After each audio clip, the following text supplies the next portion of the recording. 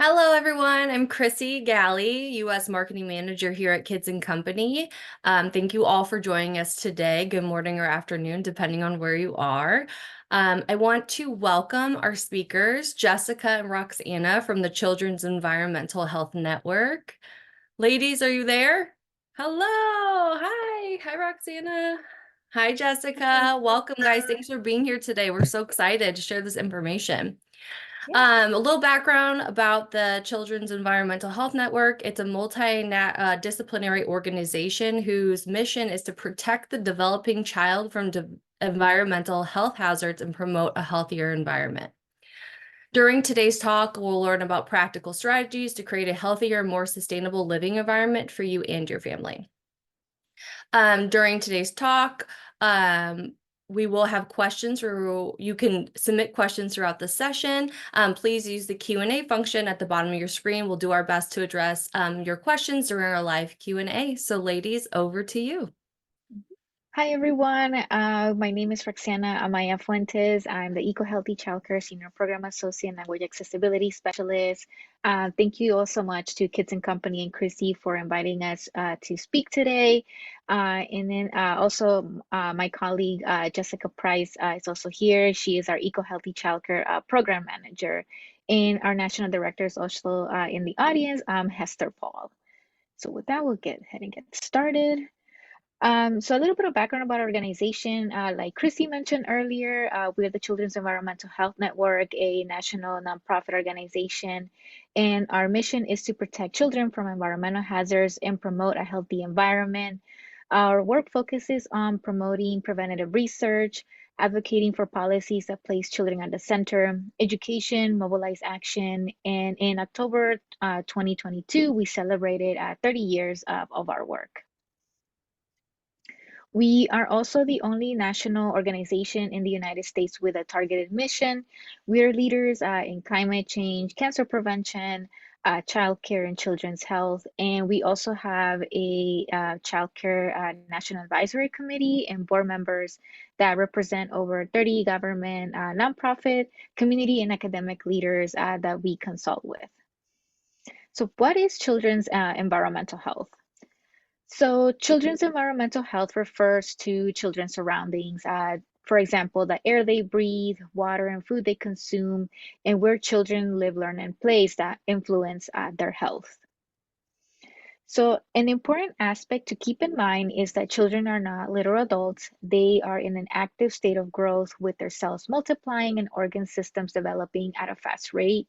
They are more vulnerable because they breathe more rapidly and take in more air in proportion to their body weight than adults and have higher metabolic rates, higher proportionate intake of food and liquid compared to adults. Children also have different behavior patterns. For example, they put their hands in their mouths, spend many hours close to the grounds, and spend more time outdoors, increasing their exposure.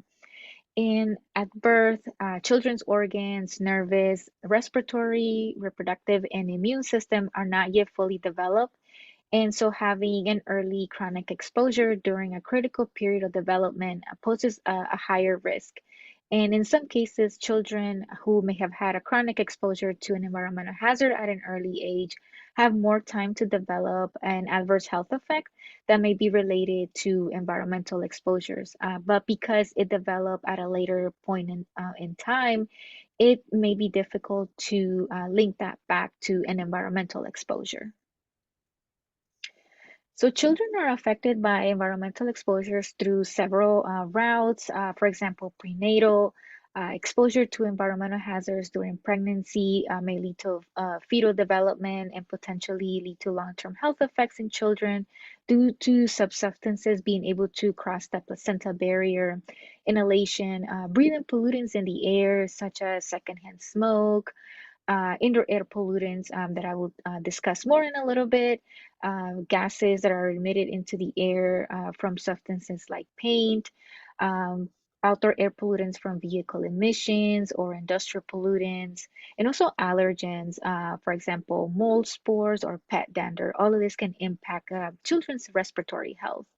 And ingestion, children often explore their environment through mouthing objects, like I mentioned earlier, putting their hands in their mouths.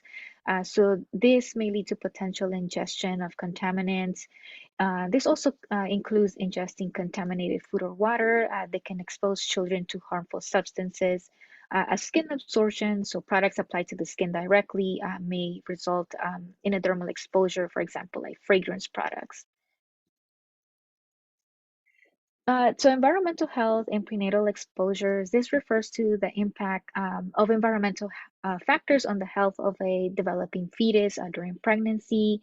Like I mentioned earlier, these factors can include pollutants in the air, water, and soil, as well as chemicals found in everyday products. And prenatal exposures to toxins such as lead, mercury, or pesticides can have harmful effects on the developing of the fetus and may increase the risk of birth defects, low birth weight, preterm birth, and other adverse health outcomes. So some of the trends that we have seen over time is that exposure to air pollution is associated with an increased risk of asthma.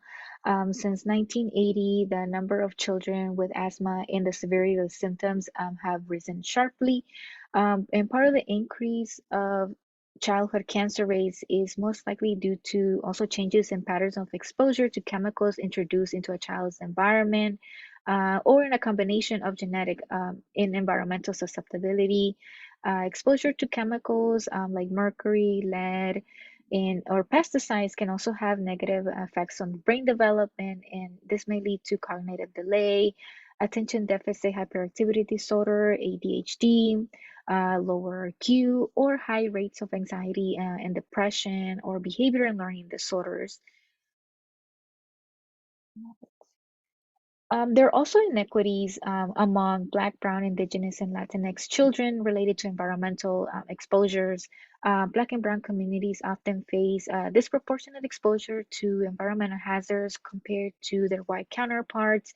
And there are several factors that contribute to these disparities. For example, one of them is residential segregation. So, historically, discriminatory housing policies, such as redlining, have concentrated minority populations in neighborhoods with high levels of pollution and environmental hazards. And so, as a result, these communities experience greater exposure to pollutants from industrial facilities or transportation sources. Second one is toxic waste sites. Black, Brown, Indigenous, and Latinx communities are more likely to live near hazardous waste sites, landfills, and industrial facilities. And being in close proximity to these sites increase the risk of exposure to harmful chemicals and pollutants that may lead to adverse health outcomes. These communities also have limited access to parks, green spaces, and other recreational areas. And the lack of green infrastructure also just increases these health disparities and deprives children and adults for opportunities for outdoor play and physical activity. Indigenous communities have also repeatedly witnessed soil and water contamination as a result of mining and other polluting industries. And one example of this is the Pine Ridge Indian Reservation in South Dakota and the Tar Creek Superfund site in Oklahoma. So now that we've explored that relationship between children's health and the environment, I'm going to dive into how we can, keep them safe. And this brings us back to our Eco Healthy Childcare program. So the Eco Healthy Childcare Program, EHCC for short, is an award-winning and science-based program of the Children's Environmental Health Network. This is the only national program related to environmental health for early care and education. So the EHCC's program's focus is protect children and their providers because they're also spending a lot of time in these facilities from harmful environmental exposures. And so our program offers free to low cost solutions, resources, technical assistance, and training both online and in person. So our program also covers a wide range of environmental health topics in our fact sheets and FAQs. And these topics range from air quality, sunscreen, to plastics, and so much more. Our materials are also bilingual, available in English and Spanish, and we also hope to expand to other languages in the future. And we have our Eco Healthy Childcare endorsement. And maybe you have seen already that all of Kids and Company's facilities are Eco Healthy Childcare endorsed. And our endorsement also serves both center and home-based family childcare providers. And so to become endorsed, providers apply either through our online portal or can mail their endorsement checklist. And the endorsement checklist can, again, be submitted online through our portal. And when childcare facilities meet 30 out of the 35 requirements on our checklist, that is also bilingual, then these facilities become endorsed. The endorsement lasts for 2 years before it needs to be renewed. And facilities receive our EHCC certificate to display in their facilities and inform parents of the importance and of its importance of the endorsement. Another requirement is completing our e-learning course. This is a 3-hour self-paced course that providers can take to earn adult learning clock hours. And the e-course is also available in English and Spanish. Another thing that we do to uplift our endorsed providers is that every month we develop a monthly provider spotlight. And this is an opportunity for providers to share their journey in the childcare field and also into becoming eco-healthy and share some of the best practices that they're implementing within their facilities to keep the children and their care safe. We also have our bilingual monthly newsletter, and this is sent to our providers, trainings, and the general public if you're interested in joining our mailing list. And our website, we also have a map where parents can search for endorsed facilities near their area. And the cost for the endorsement is $50 for facilities that are licensed to care for more than 20 children, and $25 for facilities that care for less than 20 children. So this is an image of what our eco-healthy childcare checklist looks like. This is available on our website that you can download. Also, another requirement to become endorsed is providers need to provide either a parent or non-employee witness name and contact information. And this is to just certify their answers like on the checklist. And all of this can be done online. Again, we do offer free virtual technical assistance. And this is a space for providers to have a one-on-one meeting with our team and select an environmental health topic that they'd like to discuss and learn more about. And again, the endorsement is valid for 2 years, and we do work on really promoting our endorsed providers via all of our social media channels. And this is an example or one of our fact sheets that focuses on air quality. We have many fact sheets really covering a wide range of topics on our website also. And on each fact sheet for each topic, we have the health effects of concerns, where this particular toxicant can be found, and also free to low cost steps to protect children from this exposure, and along with many resources as well. And although our program focuses on protecting children in childcare facilities, it also protects the providers because they do spend a lot of their time in these facilities as well. Staff are often Black or Brown women of childbearing age, so it's also vital they are also remain safe as well. And our program integrates principles of eco-healthy practices and sustainability to create safer, nurturing environments that supports the health and development of children. This ranges from selecting safer cleaning products to air quality. And our program really strives to create environments that are healthy for both children and the planet. And with that, I'll pass it to Jessica Price, our program manager, to cover air quality and plastic waste. All right, thank you, Roxana. That was great. So now that we know a little bit about the program and overall what kind of issues children and families face every day. We're going to get a little bit more detailed about what we see on a day-to-day basis, and more importantly, what actions you can take to help protect yourself and your children. So let's go ahead and talk about air quality. Next slide. Okay. So indoor air quality is important because we spend 90% of our time indoors. I'm sure some of you remember the COVID issue and how, children were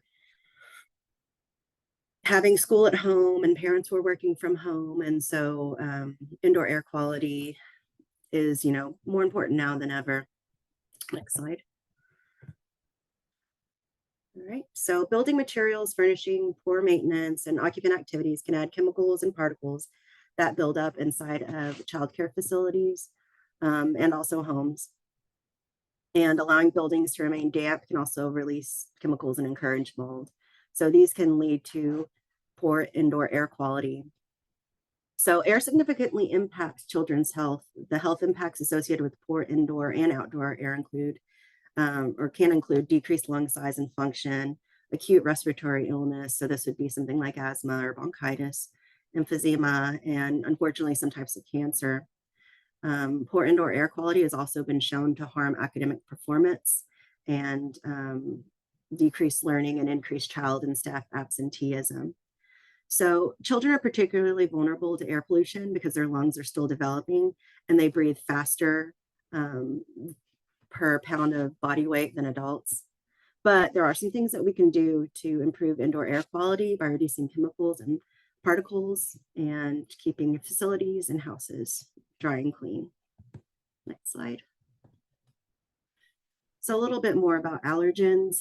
Allergens are any substance that causes an allergic reaction, and this can be dust, pollen, pet dander. Molds produce allergens, and these are substances that can cause allergic reactions. Irritants, and in some cases, potentially toxic substances like mycotoxins.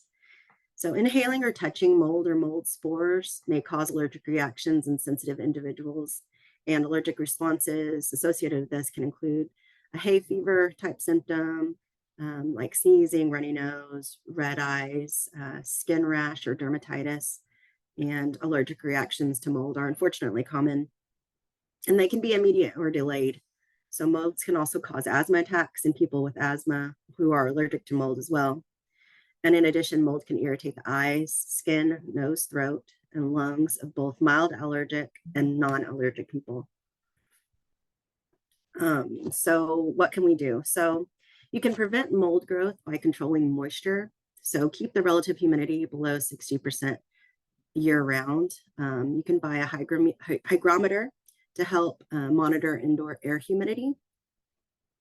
And keep in mind that certain building materials and furnishings release chemicals through off-gassing, and that happens more easily when there are damp conditions.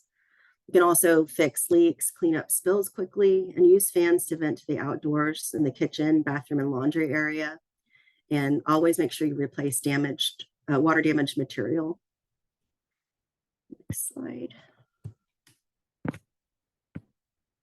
So ventilation is really important. Indoor air quality problems can be a result of poor indoor air ventilation. So venting a childcare facility or a house just means bringing in fresh air into the building to dilute indoor air that may contain contaminants like viruses, mold spores, house dust, chemicals from furnishings, and cleaning and building products. But ventilation can remove these contaminants. So we want to encourage that.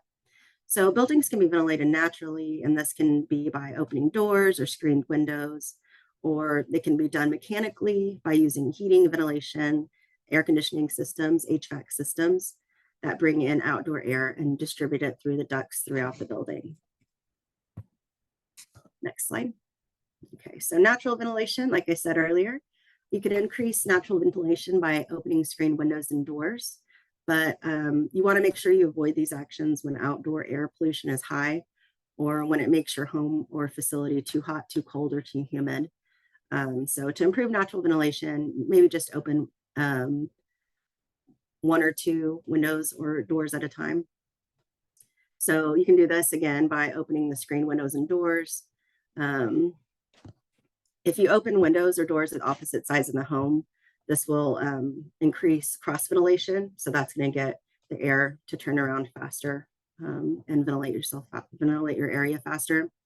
So fans are also useful when you're trying to ventilate an area, but just make sure you're avoiding placing fans in a way that could potentially cause contaminated air to flow directly from one person to another.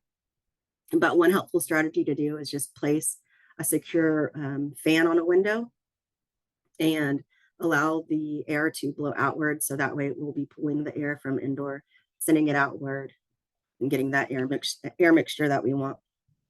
All right, next slide. So bare minimum, if you really can't do some of these things, just make sure if you have an existing HVAC system that it is up to date and maintained in accordance with the ventilation design codes. They are going to need to, if you're in a facility, they're going to need to be checked professionally, at least yearly. And if you're concerned about your home ventilation system, that's something you can always just give a call to your local HVAC and see if they can answer any questions that you might have. So in homes and buildings where the HVAC fan operation can be controlled at the thermostat, you can set the fan to the on position instead of auto. So this will make the fan continuously operate. And this can happen even when you're not using heating or air conditioning. It just gets that air moving. There is some easy HVAC maintenance that you can do by yourself. Just look at your HVAC filter frames and make sure that it's pointing in the right way, in the right direction. Change your filters according to the manual and keep a log so that way you know when you change it. Maybe get into like a monthly routine and do it on the same day every month so you don't forget. You can look at the HVAC dampers and see if they're open or closed, and you can check to see if the dampers are clear or clogged with debris. You can also upgrade your HVAC filter.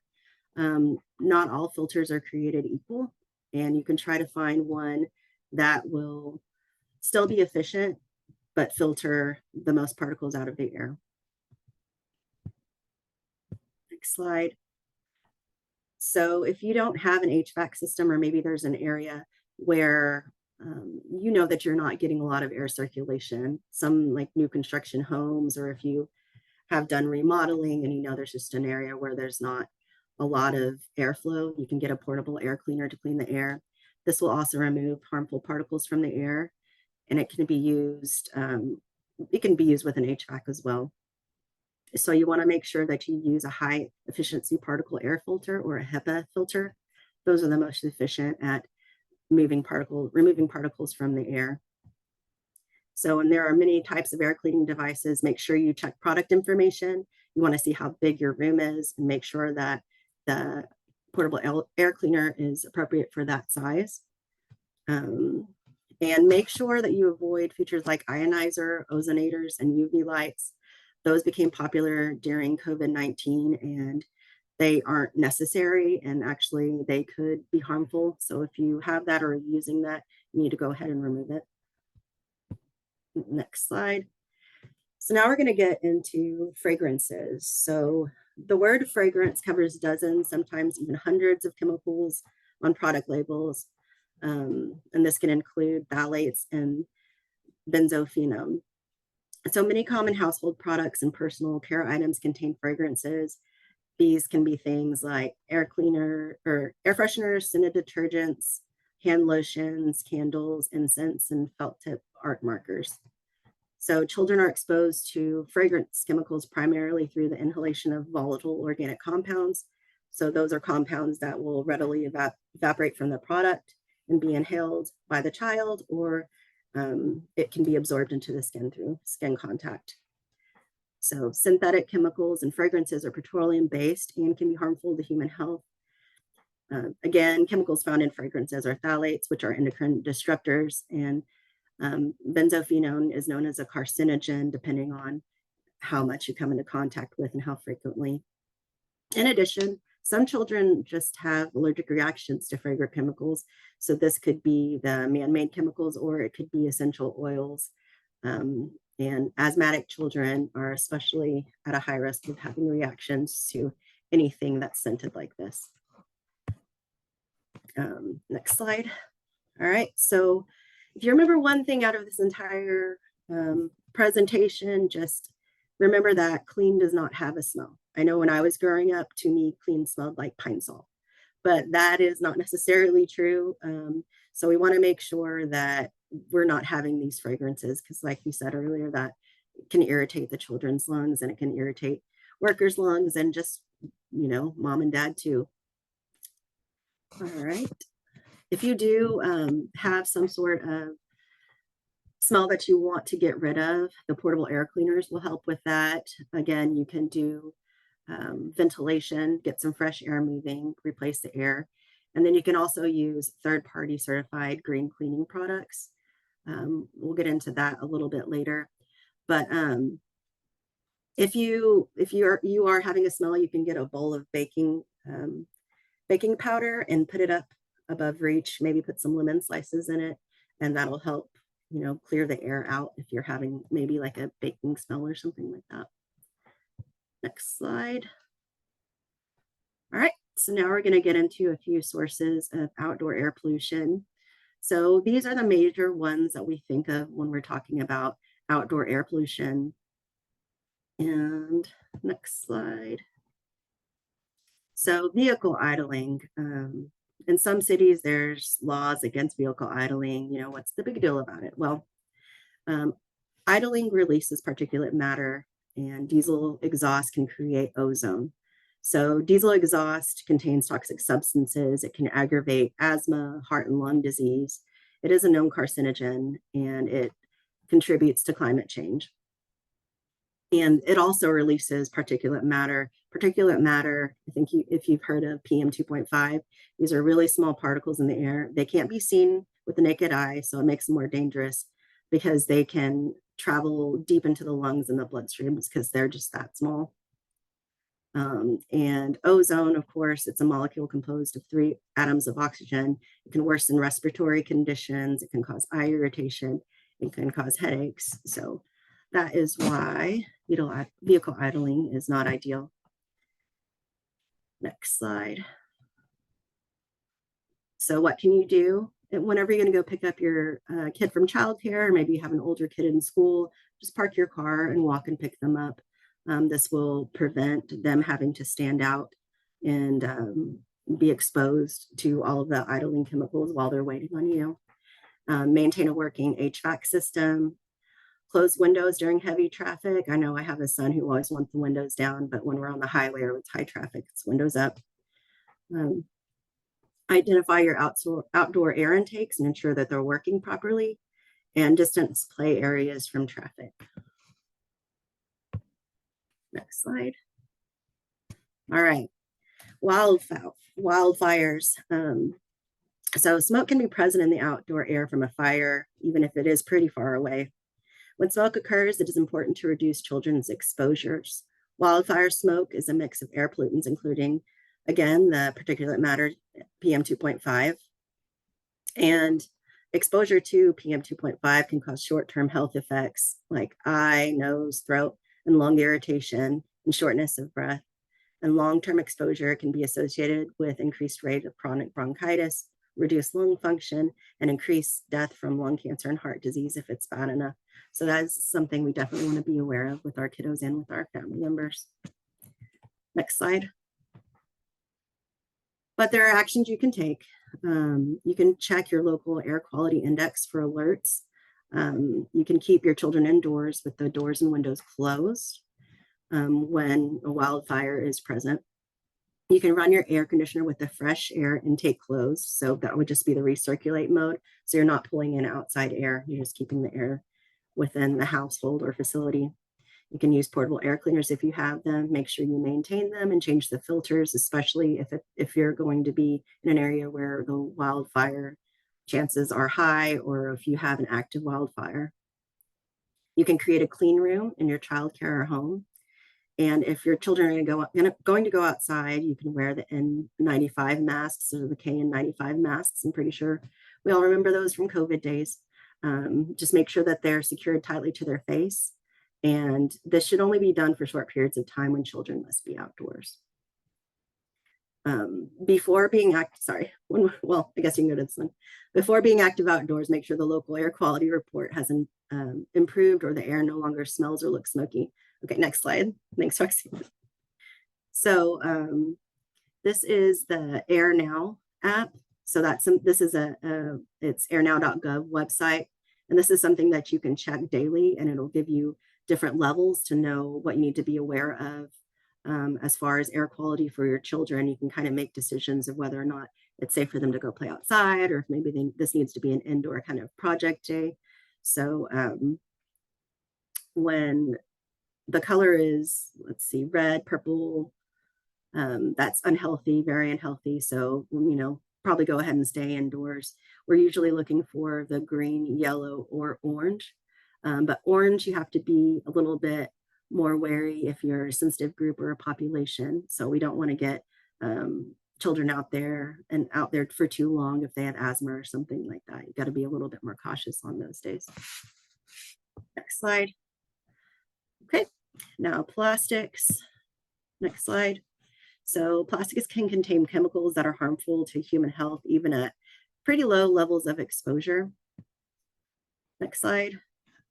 For example, some plastics will have phthalates, and phthalates, the health concerns can be if you're exposed to enough of them, asthma, diabetes, obesity, cancers, behavioral issues.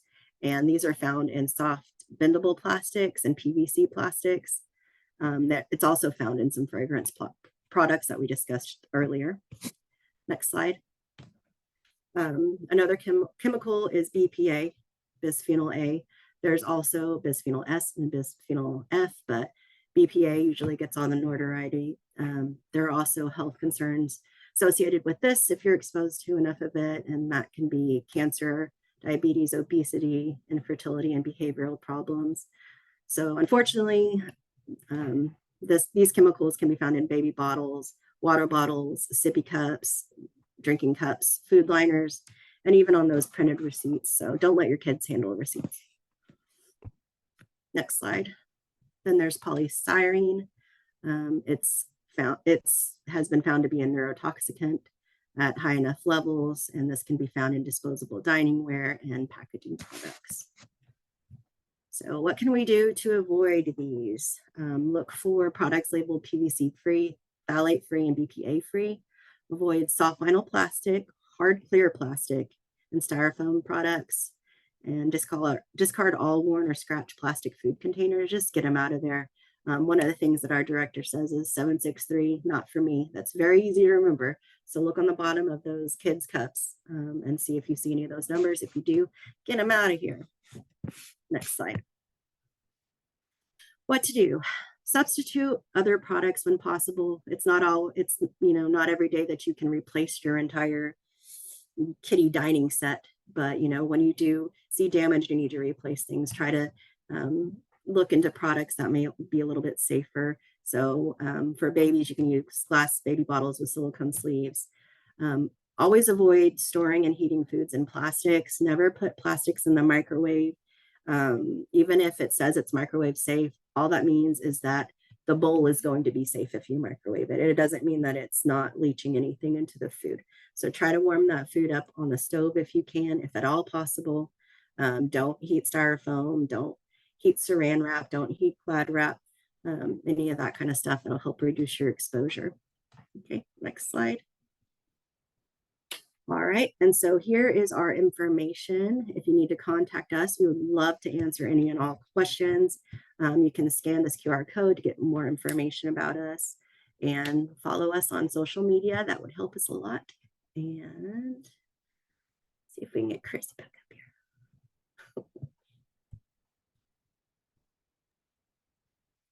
Hi guys, thanks so much. I know that was a ton of information to get through, and sometimes it's not the most hot topic, but I think there is a lot of great information in there, especially, from a parent, educator, staff perspective. So thank you guys very much for that. We do have some questions coming in, so we'll go ahead and move straight into the Q&A. Start with, I figured I kind of placed them in, so we'll talk about more like children and education, and then we'll kind of go into more of like the eco-healthy specific questions, if that's okay with you guys. One question is, how do you simplify complex environmental concepts to children to help them understand? Is there any kind of tips or anything like that just to kind of, and if you don't know, it's okay. I feel like these are a lot more like education based, but I'm sure you guys get questions a lot, especially with the Eco Healthy program. Is there anything that you can recommend?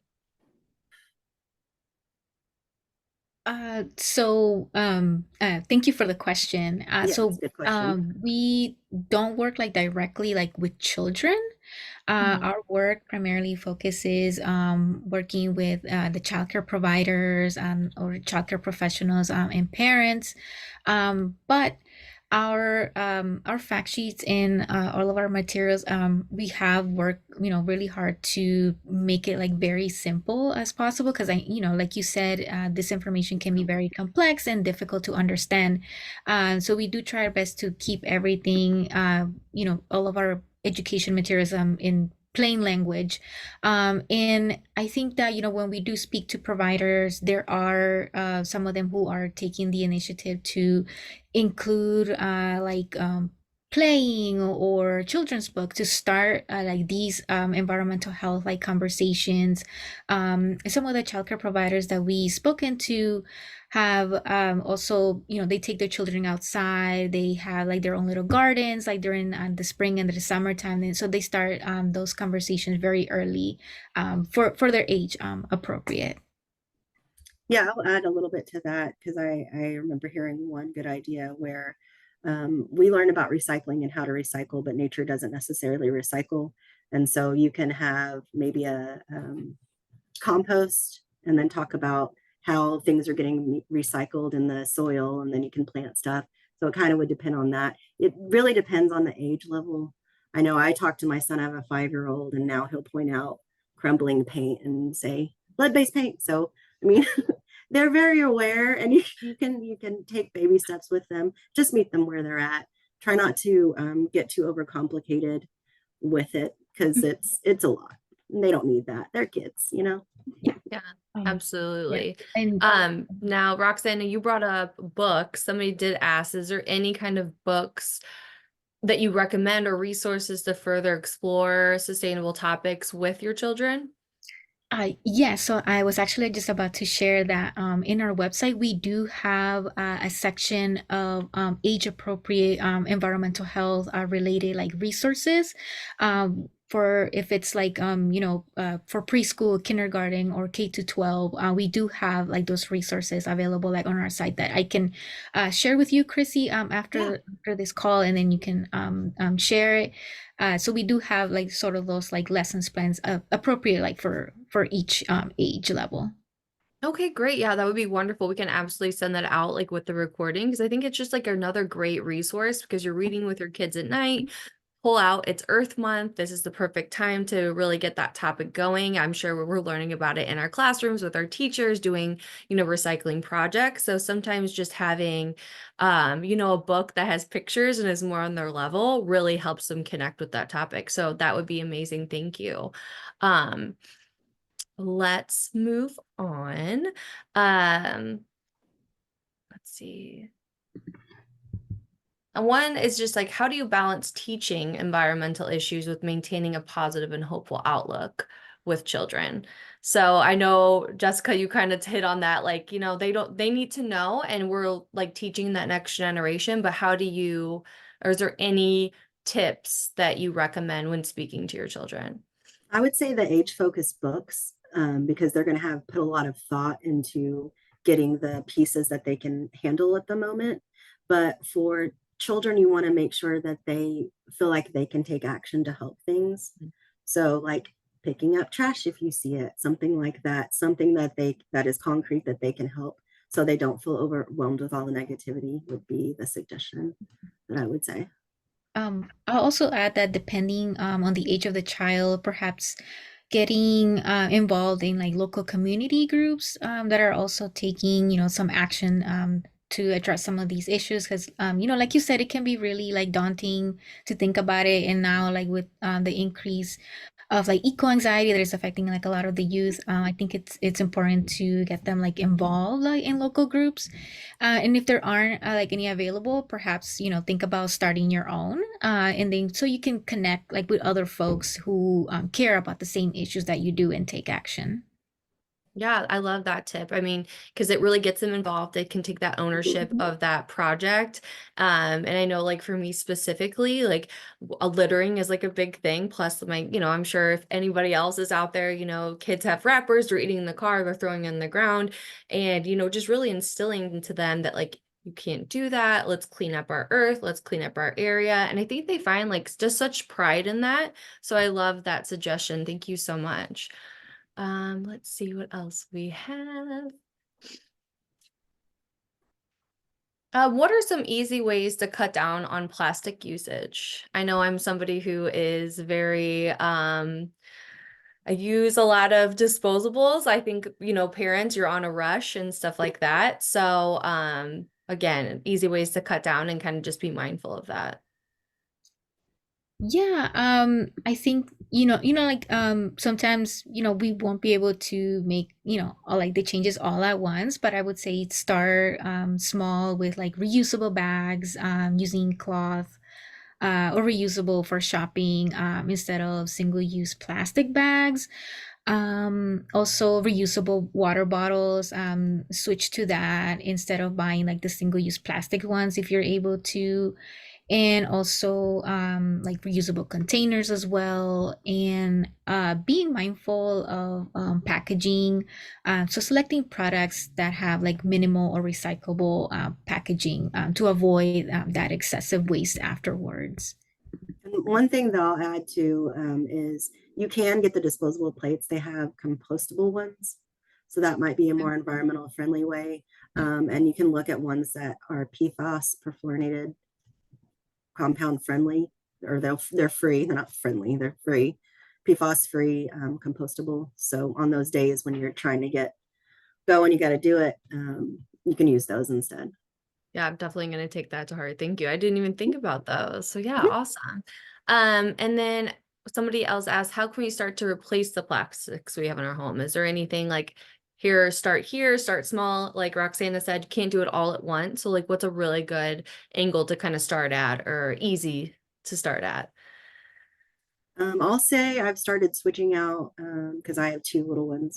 So I've started switching out the plastics for medical grade silicone for some of the sippy cups. Something like that is a little safer. And then you can do the metal water sippy cups too.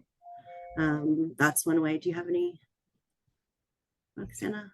Um, no, I think it's about the same as you, just starting out small, and also prioritizing what you would like to switch out first. So for example, if you have children, consider switching out like sippy cups or like baby bottles if you have them like a plastic towards something a lot healthier. Yeah, it's definitely something that I feel like people are just unaware of. There's just a Mhm. lack of knowledge, especially as like a first time mom. I'm thinking glass, I'm thinking Mhm. broken, I'm thinking it's gonna Yes. get dropped, it's gonna shatter.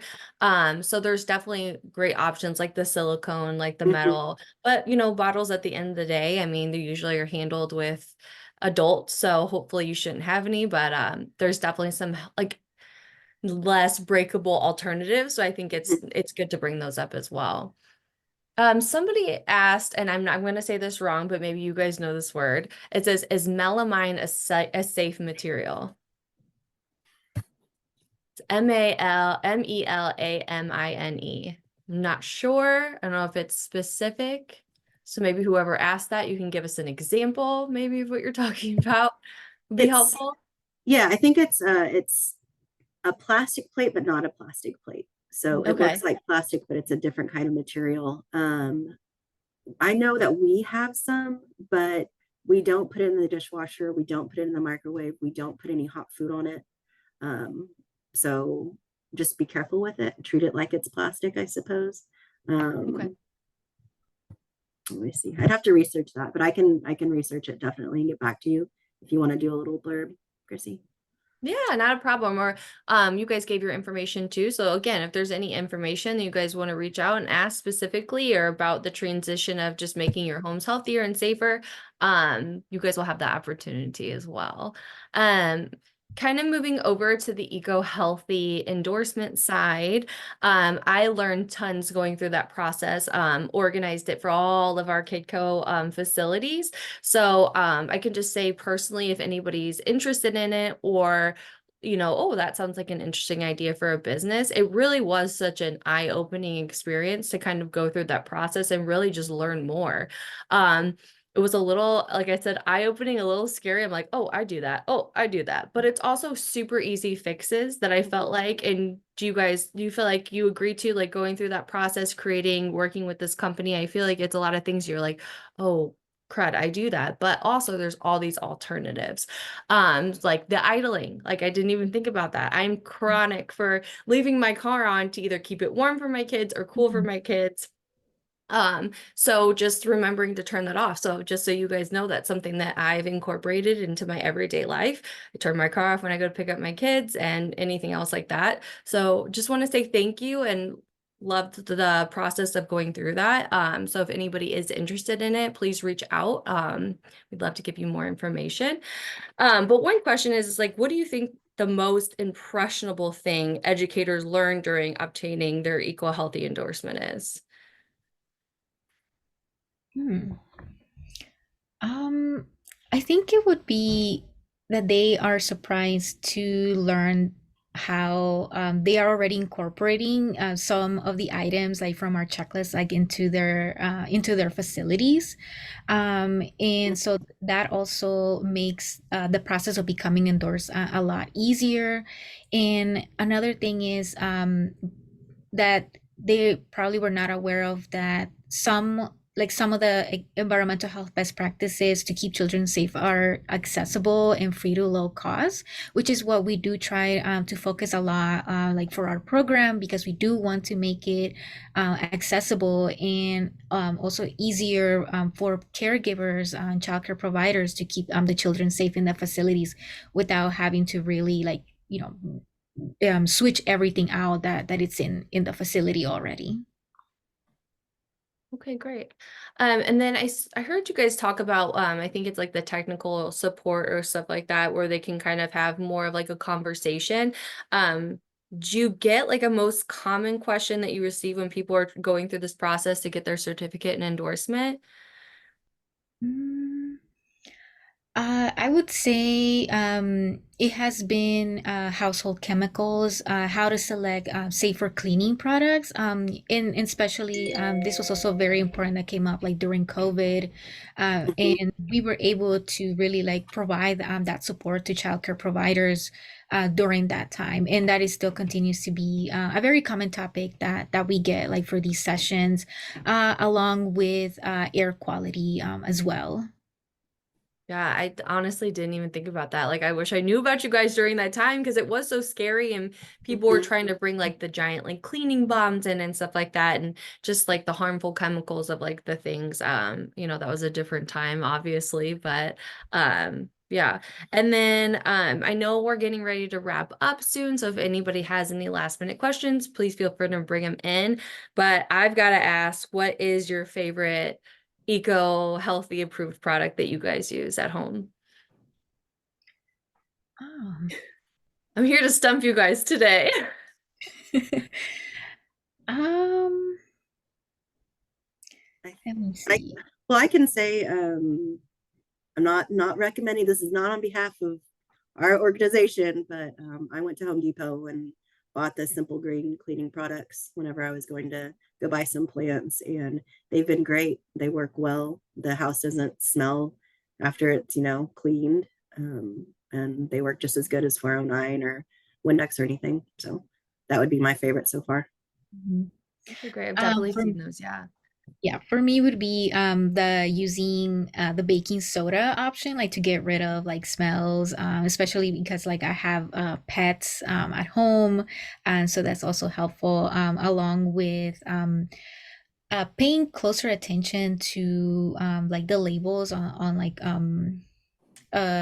on like plastics. So I definitely did like switch out like my water bottle. So now I use a stainless steel water bottle now. Okay, great. Somebody did ask one last question. Are Lysol wipes still safe to use?